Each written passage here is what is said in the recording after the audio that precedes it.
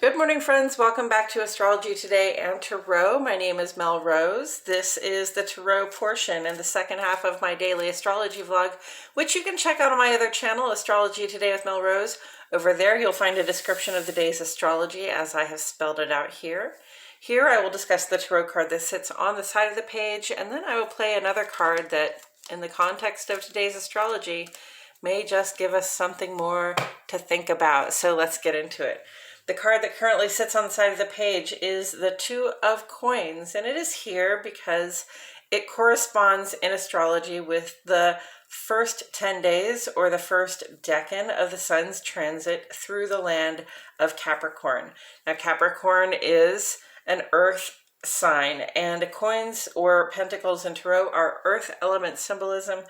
And earth element symbolism is really about the physical resources that we have, the land that we stand on, the house that we build, the car that we drive, the money we make, and also our physical bodies, what we're willing to do with them to sort of work to create some sort of stability or structure or security in our lives. So we come to the Two of Coins, and this is a point of balance, right?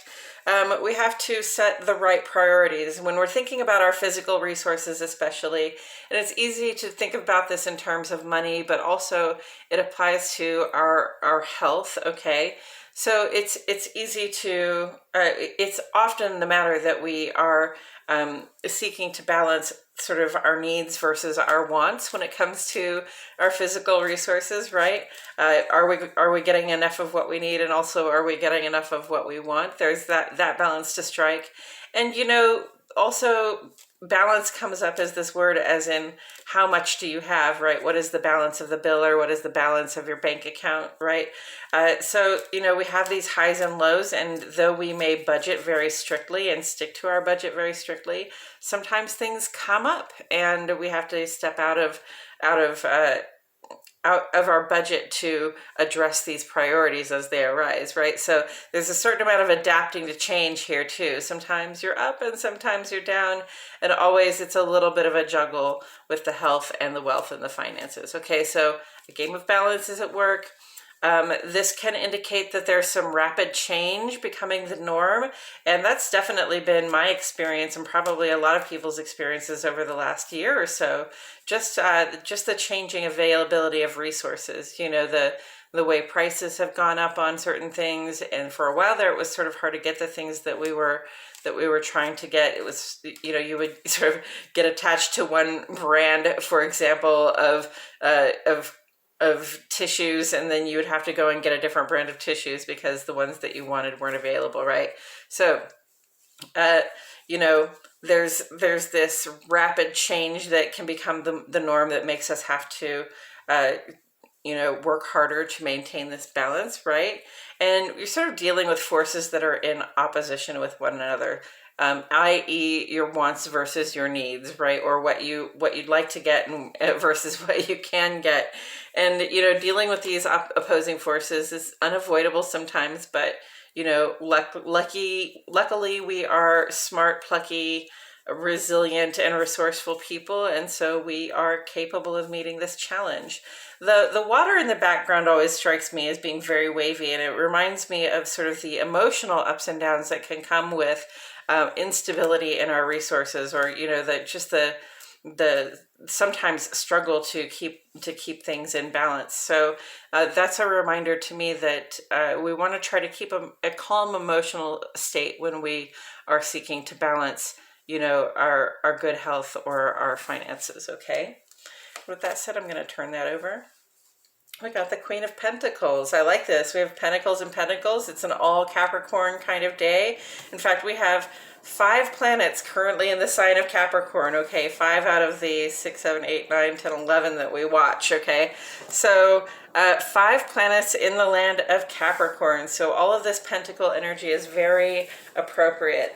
And the Queen represents a point of mastery of pentacle energy, of earth element symbolism, okay? So that would say that the Queen has mastery in terms that they're able to grow what it is. They have the wisdom, and they have the sort of dedication and the understanding that it takes to grow whatever it is they need in order to feel secure, and also in order to provide for the people they provide for. Because being a queen, a queen's life is never just about herself. A queen's life is about the people that she rules, the people who are subject to her, correct? So we want to keep that in mind, that mastery is not just about mastering, what it is that we want and need for ourselves, but it is about mastering how to bring about the stuff and things that we want and need for ourselves and for the people that we support.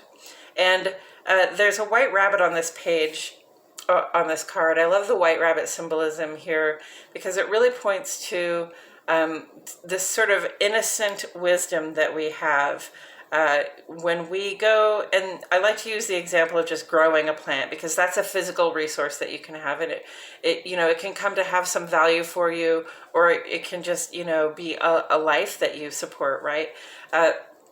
So the Queen of Pentacles is the kind of person who knows that when trying to raise a plant, for example, maybe like a tomato plant, so we want those tomatoes to come out at the end, right? There's a certain sort of wisdom that it takes to grow those things. There's a certain conversation you have to have with yourself and basically with the plant about what it needs. Okay, so we know that plants need sunshine, they need nutrients, and they need good soil, they need good drainage on the soil, they need plenty of water, right? And it depends on the plant how much of everything that it needs, right? So there's a wisdom that comes from having this conversation with the plant, watching it every day, attending to it in a dedicated way, noticing when it's dry, noticing when maybe it's gotten too big for its pot, noticing when perhaps it needs better nutrition, that kind of thing. And this is how we develop the wisdom to grow things in our lives that have value for us, okay? That grow things in our lives that are physical manifestations of our love and dedication and our wisdom.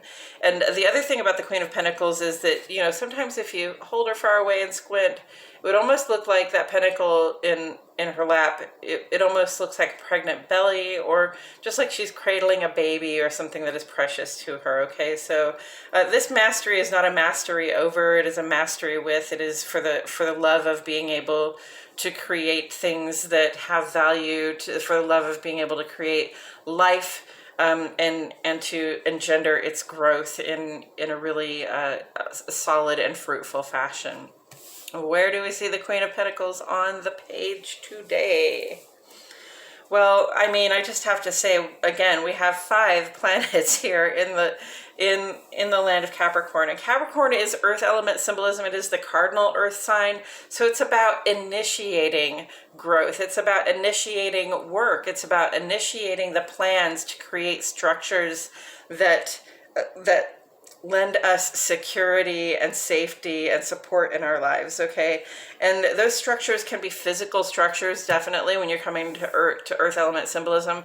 But don't forget that, your family is a physical thing too. Your family is a structure that many of us have families that we're able to lean on for certain kinds of support.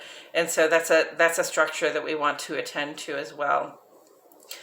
So, with Sun, Moon, Venus, Mercury, and Pluto all in Capricorn at this time, there's really not a lot of chance that we're worried too much about other things, except as they have to do with our ability to begin and maintain the growth of physical resources in our lives. Okay, so this is about initiating the building of something solid for ourselves. And Pluto's been here for 20 or more years, sort of,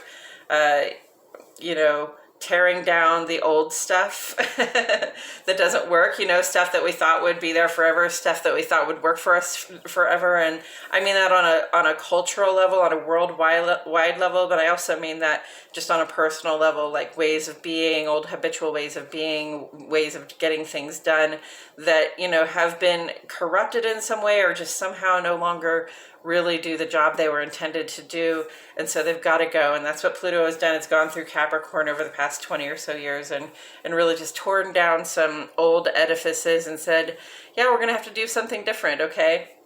Saturn ruler of Capricorn and Aquarius is sitting in Aquarius, has been all year long, and has been for quite some time. And so, Saturn, ruler of Capricorn, is sitting in Aquarius right now, asking us to think about what it is that we're going to create anew from here. Okay, what it is in our wisdom and with our dedication that we want to build for security, and also reminding us, because Aquarius is the humanitarian sign, that if it's a structure that works to support me, it needs to be a structure that works to support everybody. Okay, it needs to be supportive of the community, it needs to be supportive of the human collective and the collective of life on earth. And if it is not, it's not going to work for us over the long term. Okay, so when you're planting these seeds, when you're getting started, when you're making these plans, when you're sending up these manifestations, we need to have equality, and not just equality, but equity for everybody in mind. Okay, because if we are sending up manifestations for security from a purely personal and selfish standpoint, and I'm not going to say even that it's all the time a bad thing to be selfish, okay, but if we're starting, if we're making fresh starts on these larger culminations, these things we'd like to build for ourselves in terms of good health, in terms of good wealth, in terms of just good personal support, all those things have to, fortunately, we rely on one another. We rely on other people for our support. No matter how hard you think you've worked to get there for yourself, you did not do it without the help of other people. And so the things that support us need to support those other people. And heaven forbid the thing that we build should actually support us, and that should, strip away support from somebody else's life. That would be the antithesis of what we're trying to do right now. Okay. So we're just in the beginning stages, thinking about what we want to do with our lives over the next year, over the next month, and over the next year, and probably over the next several years.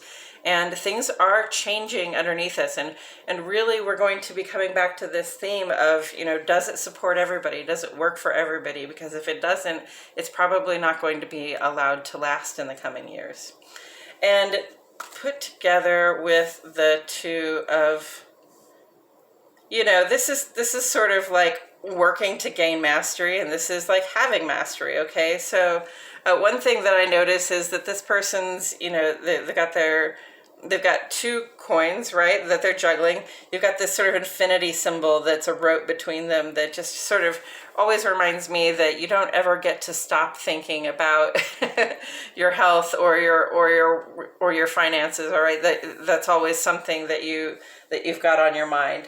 And that's okay. That is as it should be. But this person has their eyes open, and it's almost as though with that tall hat, they still think that this is only a mental game, that managing the material resources in your life is only about, like, how well can you think it into being? How smart can you be about it? How clever are you, right? But, you see here the Queen of Pentacles sits with her eyes closed, and she holds that mastery over the material resources. She closes her eyes, she checks in with her intuition, her instinct, and she has the conversation heart to heart, not from the mind, but from the heart, with the thing that she's trying to grow. So this is an indication to me that, when we're trying to gain mastery over these physical resources, it's not just about how much you can learn or, how smart you can be about it. Definitely you have to be smart. Definitely you have to try to maintain a calm emotional attitude. But beyond that, to get from just doing a good job juggling your resources to having mastery over them, to being able to bring things into fruition that are not just a support for you, but a support for the people that you serve, for the people, who are subject to you, for the people who, who rely on you. That takes more wisdom, that takes more listening to your heart, and that takes more really personal dedication to the growth of that stuff of value. Okay, so not saying ever to get out of our heads and stop thinking about what we're doing. We have to be smart. There are certain rules we can all follow to to make sure that our health and wealth are going well. And I'm not here to tell you about those. Probably we know them pretty well, and if we don't, there are probably other people who have better information for you about that. But definitely, we always want to be smart and on our game about our physical resources. We don't want to, let one of those coins drop, and we want to try to keep a calm mental attitude. But to gain mastery, there's something about the dedication and the intuition, the wisdom that goes into growing things of greater abundance that has to come in. And I think that's all I have to say about it today, friends. Thank you so much for joining me. I truly appreciate your presence here. My name is Mel Rose, and I'll see you all back here tomorrow for more Astrology Today and Tarot.